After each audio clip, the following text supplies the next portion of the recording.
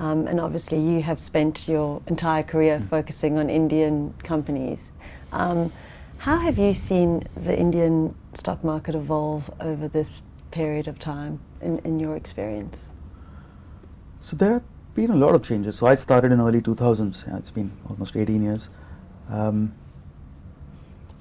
Indian stock market used to be a scam-ridden market back in the 90s.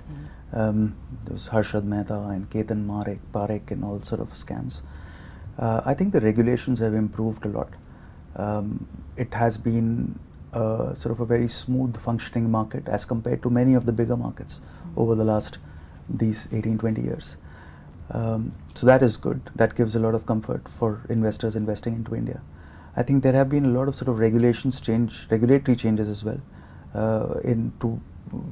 which protect sort of minority shareholders, ring fencing minority shareholders' rights. For example, the composition of the board, more independence in the board, having a woman director on the board, rotation of auditors after 2 terms, or if a company wants to do a privatization, there is a reverse bidding process, and a number of other things which have sort of put minority protections in place, which again gives a lot of comfort for someone investing into India.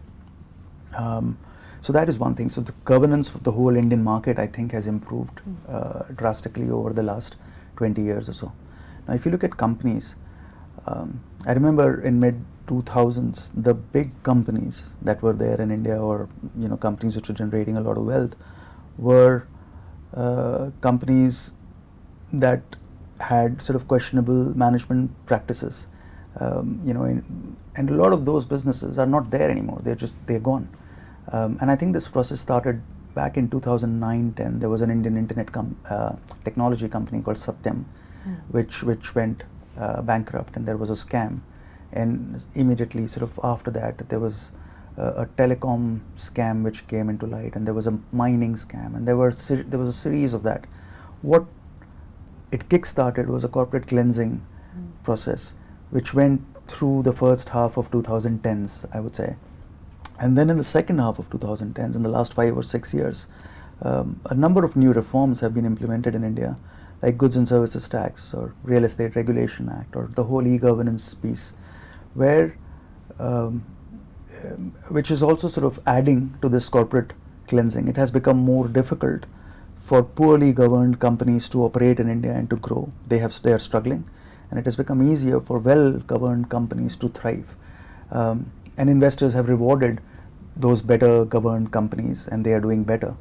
But what that has meant is that in aggregate, there has been a slowdown in the economy and slowdown in the earnings. So if I now go back and look at sort of, say, in 2002, since then, Indian GDP economy has grown by 9 or 10 times, give or take. And the market cap has grown by more than that. So market cap to GDP has increased from roughly, say, 40% to, say, about 60%. But when you look at the valuations, you will see on, say, PE, the numbers are a lot higher. So the market has been re-rated a lot. Now that has happened because there is excess liquidity over the last 10, 12 years, which has happened everywhere. Everything is more expensive than what it used to be.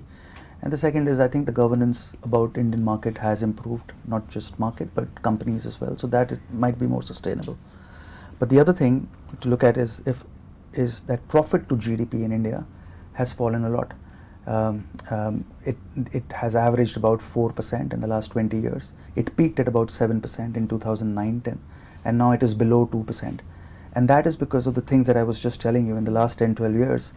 As there has been a corporate cleansing process which has gone on, economy has slowed, corporate earnings have slowed down in a tough sort of a global context as well.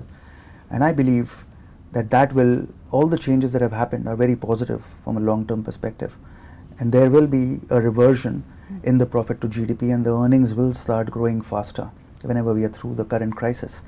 The other thing which I would say is that if you look at there have been about more than 1,000 companies which have listed in these 20 years.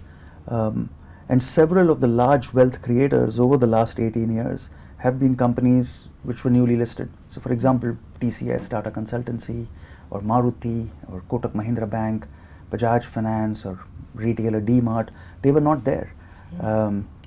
Similarly, over the next 10, 20 years, I think there will be new companies, which industries which are at the cusp of an inflection point and will start growing rapidly, or there will be new industries completely which are not there right now. So I think, I feel very confident about sort of the changes which have happened, and I feel very confident about sort of the potential to create a lot of wealth in Indian markets over the next 20 years as well. It's always amazing. I mean, the fact that you have lived this history as a manager as well is just so great for us to be able to listen to.